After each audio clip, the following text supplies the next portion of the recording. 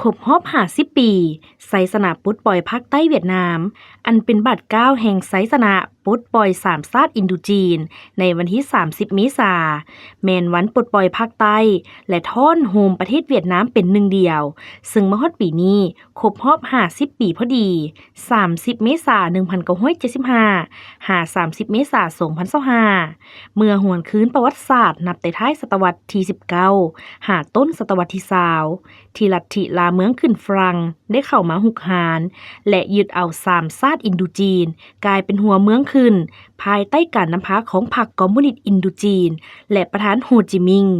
ประชาชนเวียดนามได้ลุกฮือขึ้นต่อสู้จนสามารถขึ้นยึดอำนาจและประกาศเอกราชในวันที่ 2 กันยายน ปี 1945 แต่มาฮอดปี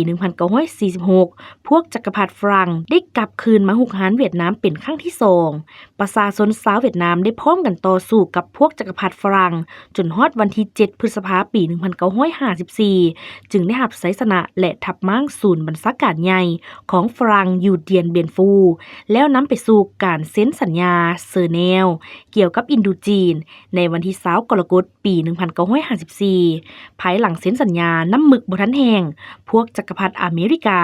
ศัตรูที่มีกำลังทหารและอาวุธทันสมัยของโลกได้เข้ามาแทนที่เพื่อหุกหารเวียดนามก็คือประเทศอินโดจีนพวกเขาได้นำไส้ยุทธศาสตร์และกลอุบายตัดแบ่งเวียดนามออกเป็น2ภาคนับแต่เส้นขนานที่ 17 องศา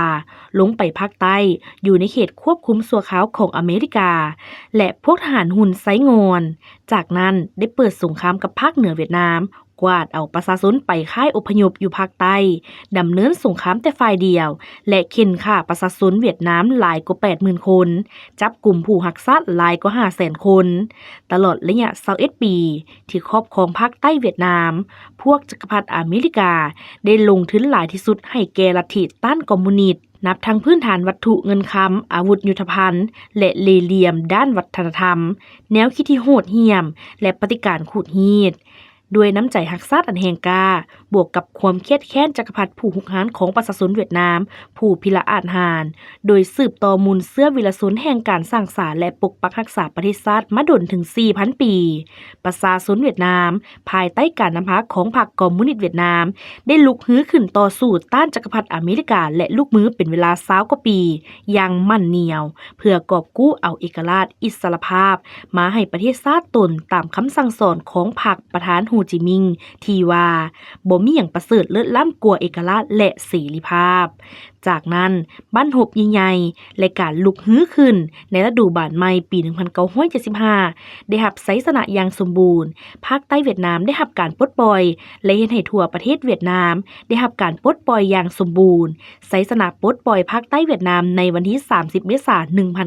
1975 ถือเป็นขีดหมายและเป็นบทเรียนประวัติศาสตร์สำคัญยิ่งของประเทศเวียดนามแม่นบ้านหบสุดท้ายในการต่อสู้เพื่อทอนโฮมประเทศเวียดนามเป็นเอกภาพอันหนึ่งอันเดียวแม่นชัยชนะของกองทัพและประชาชนเวียดนามในขบวนวิวัฒน์แห่งการต่อสู้กู้ชาติต้านจักรพรรดิผู้หุกหารแม่นมากผลอันยิ่งใหญ่ในขบวนการปลดปล่อยชาติปลดปล่อยสังคมโดยแม่นพรรคคอมมิวนิสต์เวียดนามและประธานโฮจิมินห์เป็นผู้นำพาสร้างประวัติศาสตร์ที่พิละอาจหาญและสว่างไสว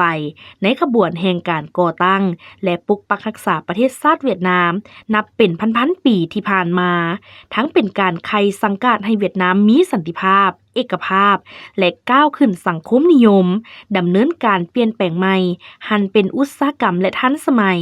พร้อมนี้ชัยชนะที่เป็นประวัติศาสตร์ดังกล่าวยังเป็นกำลังแหงที่ชนะเลิศในการปฏิบัติ2หน้าที่ยุทธศาสตร์และพิธีกรรมที่สักการะบูชาให้แก่หุ้นลูกหุ้นหลานของ2ชาติลาวเวียดนามสืบทอดปฏิบัติจนชั่วกาลนาน